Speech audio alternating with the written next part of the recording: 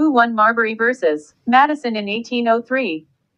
On February 24, 1803, the Supreme Court issued a unanimous 4-0 decision against Marbury.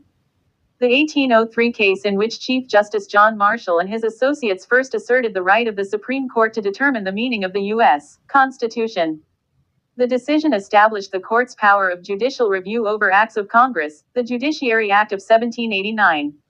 William Marbury was appointed to be a justice of the peace, but he was never able to take office because Thomas Jefferson refused to deliver his commission.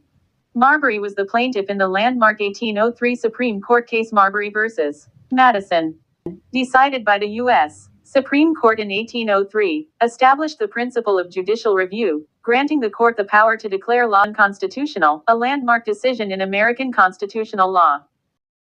The case arose from a dispute over appointments made by outgoing President John Adams, a Federalist before his term ended, which the incoming president, Thomas Jefferson, a Democratic Republican, refused to honor. The issue. William Marbury, appointed as a Justice of the Peace, sued James Madison, Jefferson's Secretary of State, to force the delivery of his commission. The court's decision. Chief Justice John Marshall ruled that while Marbury had a right to his commission, the Supreme Court lacked the original jurisdiction to issue a writ of mandamus, a court order to force Madison to deliver it. Judicial review. Marshall's decision was pivotal because it established the principle of judicial review. He argued that it was the province and duty of the judicial department to say what the law is, meaning the judiciary had the authority to interpret the Constitution and declare laws unconstitutional. Impact.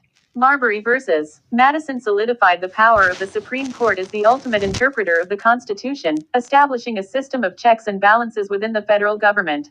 Judiciary Act of 1789. The court also declared part of the Judiciary Act of 1789 unconstitutional, which had granted the Supreme Court the power to issue writs of mandamus in such cases. A writ of mandamus is a court order that compels a government official or entity to perform a specific act that they are legally required to do as part of their official duties, essentially forcing them to fulfill their legal obligations when they refuse to do so. It is considered an extraordinary remedy and is only used when other options are exhausted. Key points about a writ of mandamus. Meaning. Mandamus is Latin for we command, reflecting the nature of the writ as a court order instructing someone to take action. When used. This legal tool is typically used when a government official fails to act as required by law, abuses their discretion, or improperly denies a person a right they are entitled to. Higher court involvement. A petition for a writ of mandamus is filed with a higher court, asking them to order a lower court or government official to perform a specific action. Strict requirements. Courts are usually cautious about issuing a writ of mandamus and will only do so if the petitioner demonstrates they have no other available remedy and the government official clearly has a legal duty to act. Marbury v. Madison was a landmark Supreme Court case in 1803. It established the principle of judicial review, which means that the Supreme Court has the power to strike down laws it finds unconstitutional. The case involved William Marbury, who was appointed as a Justice of the Peace, but his commission was not delivered. Chief Justice John Marshall used the case to outline the court's authority and declare that a portion of the Judiciary Act of 1789 was unconstitutional. It was a big deal. So Marbury v. Madison really shaped the balance of power between the branches of government. It reinforced the judiciary's role as a check on the legislative and executive branches.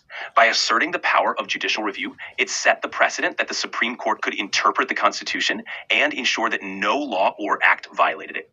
This power has been a crucial part of the court's authority ever since.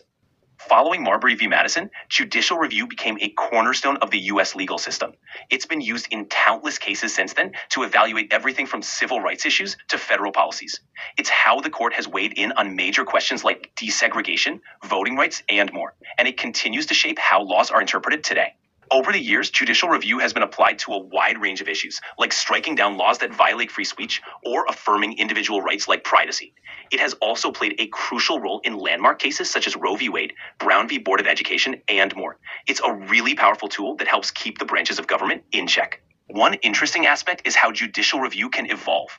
Over time, the court's interpretation of the Constitution can change with new cases, societal values, or even shifts in justices' perspectives. This adaptability is what keeps it so significant in modern times. So Roe v. Wade, decided in 1973, established a constitutional right to abortion under the right to privacy. It was upheld for decades through various cases. In 2022, the Supreme Court decision in Dobbs v. Jackson Women's Health Organization overturned Roe, stating that the Constitution does not confer a right to abortion, returning the decision to individual states. This decision itself was considered constitutional because the Supreme Court has the power to reinterpret past rulings. The Supreme Court has the authority to overturn its own precedents. It's happened a few times in history. When the court reconsiders a previous ruling, it can reflect changing interpretations, legal arguments, or societal values. Marbury versus Madison, 1803, was a landmark decision of the U.S. Supreme Court that established the principle of judicial review, meaning that American courts have the power to strike down laws and statutes they find to violate the Constitution of the United States. Decided in 1803, Marbury is regarded as the single most important decision in American constitutional law. It established that the U.S. Constitution is actual law, not just a statement of political principles and ideals. It also helped define the boundary between the constitutionally separate executive and judicial branches of the federal government. The case originated in early 1801 and stemmed from the rivalry between outgoing President John Adams and incoming President Thomas Jefferson, a member of the Federalist Party, had lost the U.S. presidential election of 1800 to Jefferson, who led the Democratic-Republican Party. In March 1801, just 2 days before his term as president ended, Adams appointed several dozen Federalist Party supporters to new circuit judge and justice of the peace positions in an attempt to frustrate Jefferson and the Democratic Republicans. The outgoing U.S. Senate quickly confirmed Adams's appointments, but outgoing Secretary of State John Marshall was unable to deliver all of the new judges' commissions before Adams's departure and Jefferson's inauguration. Jefferson believed the undelivered commissions were void and instructed his Secretary of State, James Madison, not to deliver them. One of the undelivered commissions belonged to William Marbury, a Maryland businessman who had been a strong supporter of Adams and the Federalists. In late 1801, after Madison had repeatedly refused to deliver his commission, Marbury filed a lawsuit in the Supreme Court asking the court to issue a writ of mandamus forcing Madison to deliver his commission. In an opinion written by Marshall, who by then had been appointed Chief Justice of the United States, the Supreme Court held that Madison's refusal to deliver Marbury's commission was illegal. The court also held that it was normally proper in such situations for a court to order the government official in question to deliver the commission. In Marbury's case, however, the court did not order Madison to comply. Examining the law Congress had passed to define Supreme Court jurisdiction over types of cases like Marbury's, Section 13 of the Judiciary Act of 1789, the court found that the act had expanded the definition of the Supreme Court's jurisdiction beyond what was originally set forth in the U.S. Constitution. The court then struck down Section 13 of the Act, announcing that American courts have the power to invalidate laws that they find to violate the Constitution, a power now known as judicial review.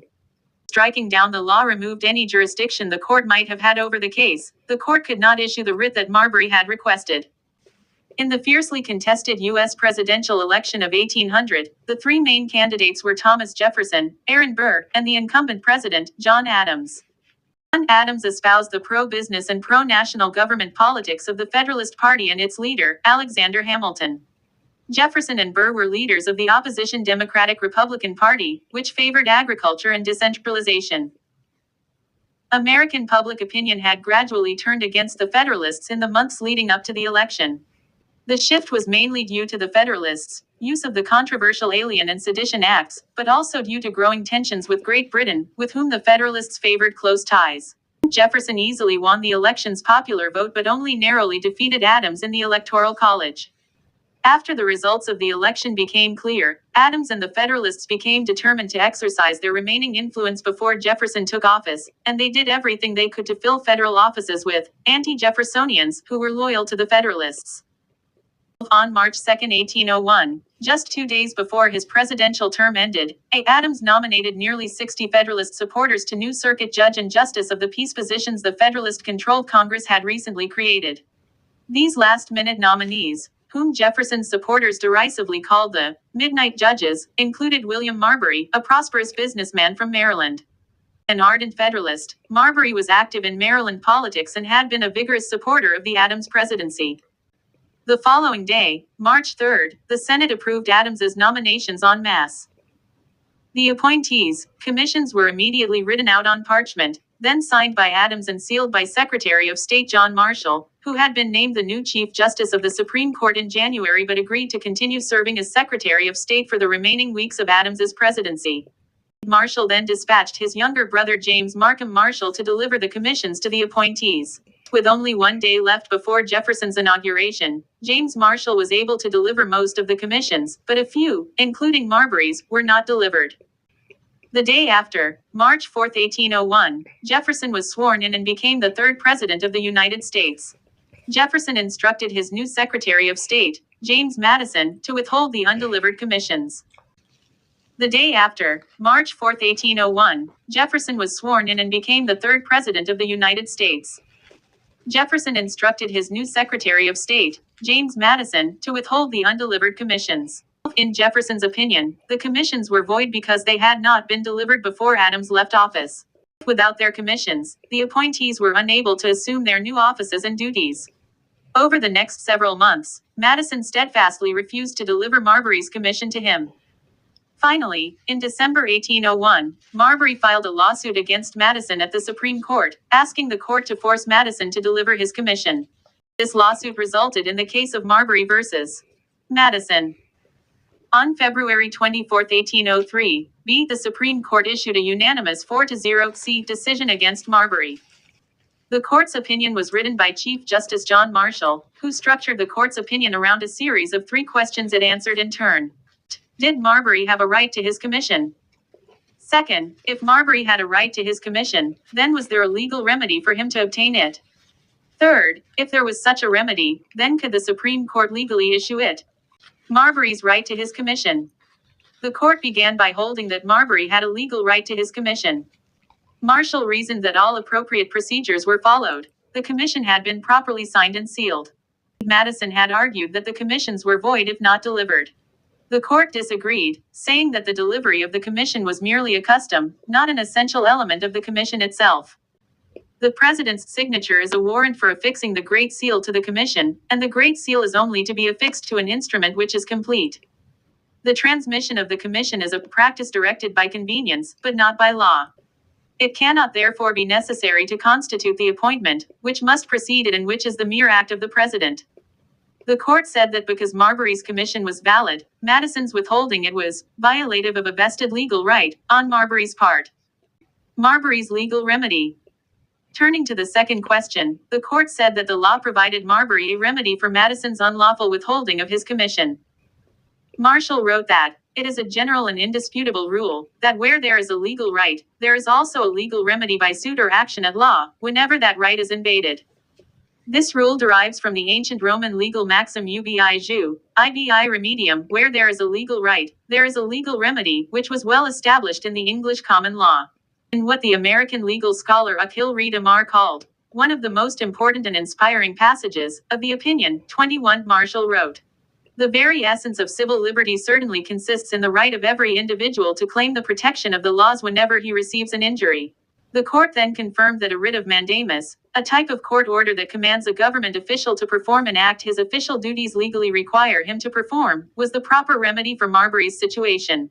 But this raised the issue of whether the court, which was part of the judicial branch of the government, had the power to command Madison, who as Secretary of State was part of the executive branch of the government. The court held that so long as the remedy involved a mandatory duty to a specific person and not a political matter left to discretion, the courts could provide the legal remedy.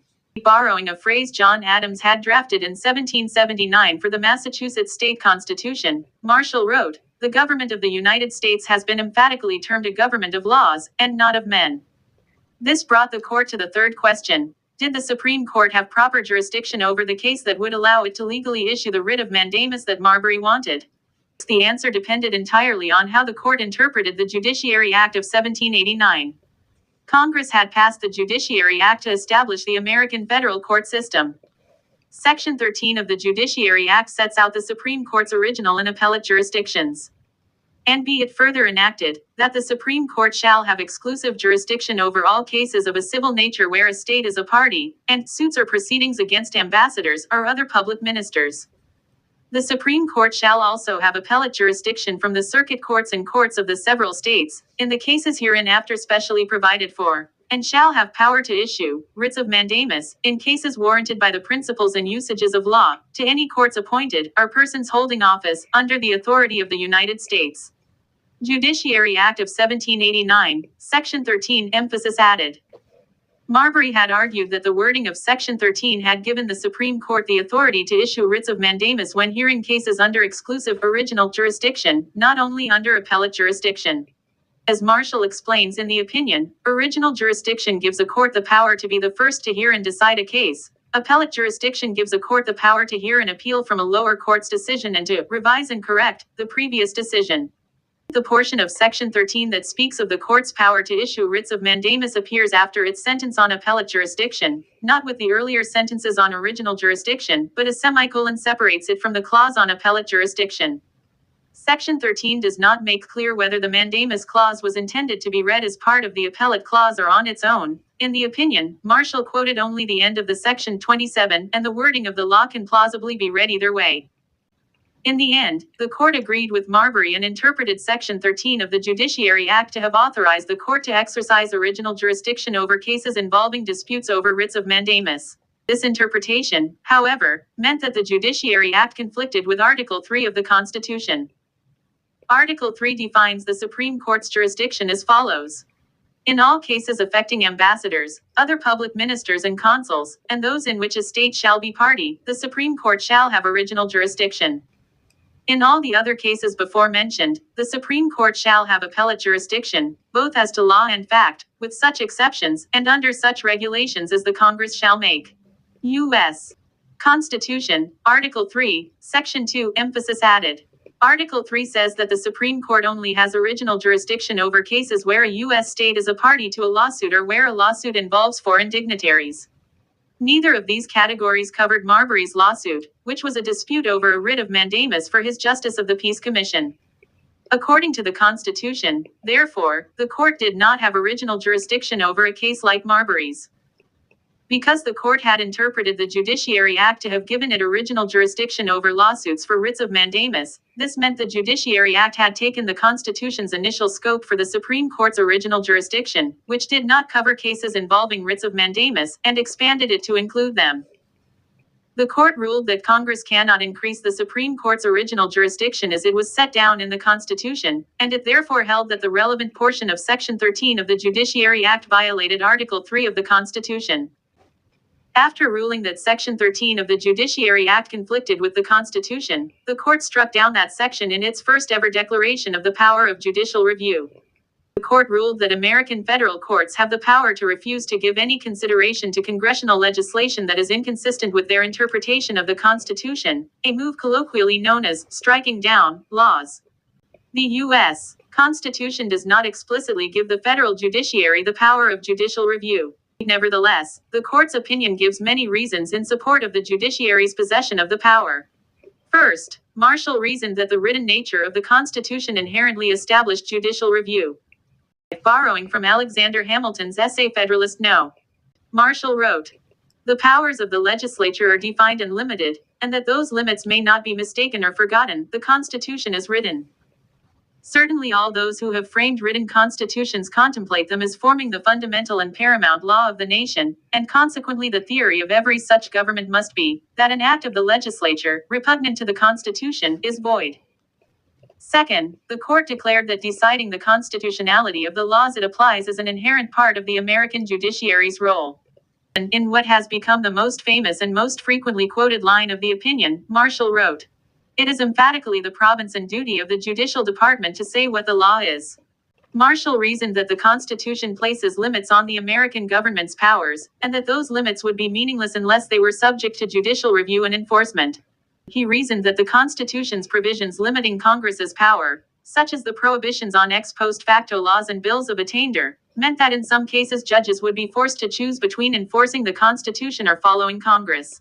And Marshall held, virtually as a matter of iron logic, that in the event of conflict between the Constitution and statutory laws passed by Congress, constitutional law must be supreme. The court said that denying the supremacy of the Constitution over Congress's acts would mean that courts must close their eyes on the Constitution and see only the law. Marshall wrote, would make Congress omnipotent, because none of the laws it passed would ever be invalid. This doctrine would declare that if the legislature shall do what is expressly forbidden, such act, notwithstanding the express prohibition, is in reality effectual. It would be giving to the legislature a practical and real omnipotence, with the same breath which professes to restrict their powers within narrow limits. Marshall then gave several other reasons in favor of judicial review. He reasoned that the authorization in Article 3 of the Constitution that the court can decide cases arising under this Constitution implied that the court had the power to strike down laws conflicting with the Constitution. Marshall wrote, meant that the founders were willing to have the American judiciary use and interpret the Constitution when judging cases. He also said that federal judges' oaths of office, in which they swear to discharge their duties impartially and agreeably to the Constitution and laws of the United States, requires them to support the Constitution. Lastly, Marshall reasoned that judicial review is implied in the Supremacy Clause of Article 6 of the U.S. Constitution, because it declares that the supreme law of the United States is the Constitution and laws made in pursuance thereof. Having given his list of reasons, Marshall concluded the court's opinion by reaffirming the court's ruling on the invalidity of Section 13 of the Judiciary Act and, therefore, the court's inability to issue Marbury's writ of mandamus. The particular phraseology of the Constitution of the United States confirms and strengthens the principle, supposed to be essential to all written constitutions, that a law repugnant to the Constitution is void, and that courts, as well as other departments, are bound by that instrument. The rule must be discharged.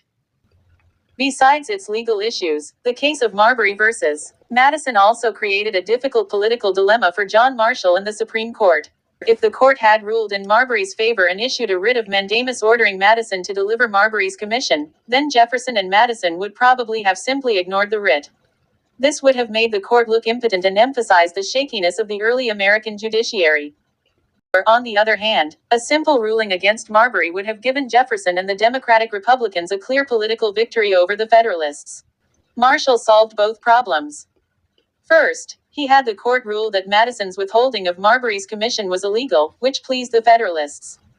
Then, however, he also ruled that the court could not grant Marbury his requested writ of mandamus, which gave Jefferson and the Democratic Republicans the result they desired.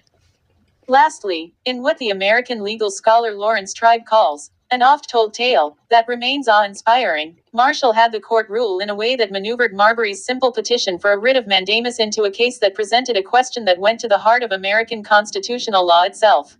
The American political historian Robert G. McCloskey described Marbury versus Madison as a masterwork of indirection, a brilliant example of Marshall's capacity to sidestep danger while seeming to court it.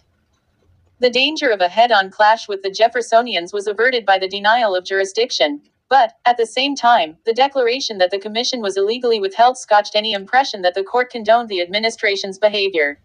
These negative maneuvers were artful achievements in their own right.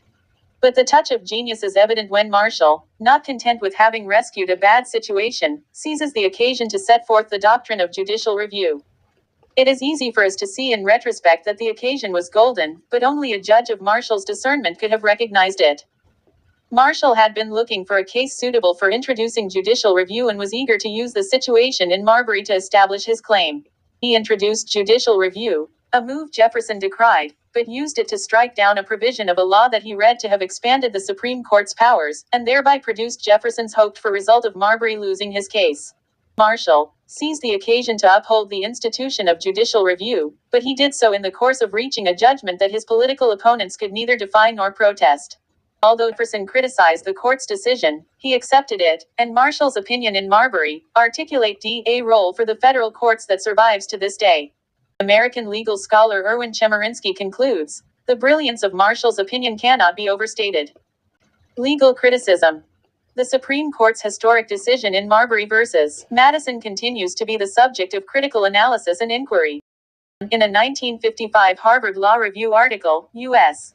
Supreme Court Justice Felix Frankfurter emphasized that one can criticize Marshall's opinion in Marbury without demeaning it. The courage of Marbury versus Madison is not minimized by suggesting that its reasoning is not impeccable and its conclusion, however wise, not inevitable.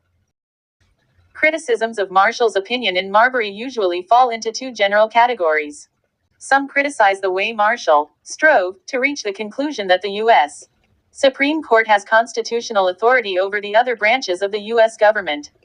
Today, American courts generally follow the principle of constitutional avoidance. If a certain interpretation of a law raises constitutional problems, they prefer to use alternative interpretations that avoid these problems, as long as the alternative interpretations are plausible. In Marbury, Marshall could have avoided the constitutional questions through different legal rulings.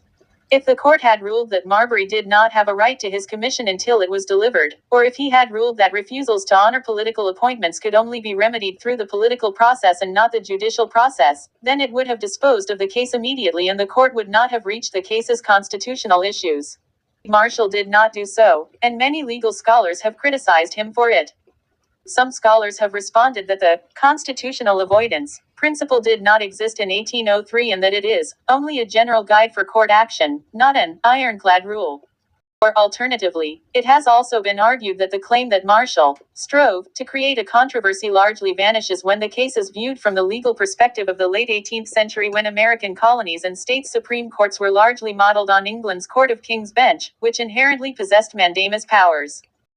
Second, Marshall's arguments for the court's authority are sometimes said to be mere series of assertions, rather than substantive reasons logically laid out to support his position. Scholars generally agree that Marshall's series of assertions regarding the U.S. Constitution and the actions of the other branches of government do not inexorably lead to the conclusion that Marshall draws from them. Marshall's assertion of the American judiciary's authority to review executive branch actions was the most controversial issue when Marbury was first decided, and several subsequent U.S. presidents have tried to dispute it, to varying degrees. Additionally, it is questionable whether Marshall should have participated in the adjudication of the Marbury case, because he had played a role in the underlying dispute. Marshall was still the acting Secretary of State when Adams nominated Marbury and the other midnight judges. He had signed Marbury and the other appointees' commissions and had been responsible for their delivery. This potential conflict of interest raises strong grounds for Marshall to have recused himself from the case. In hindsight, the fact that Marshall did not recuse himself from Marbury is likely indicative of his eagerness to hear the case and use it to establish judicial review. Before leaving the channel, don't forget to hit the subscribe bell and hit the like bell. It helps the channel grow. Thank you.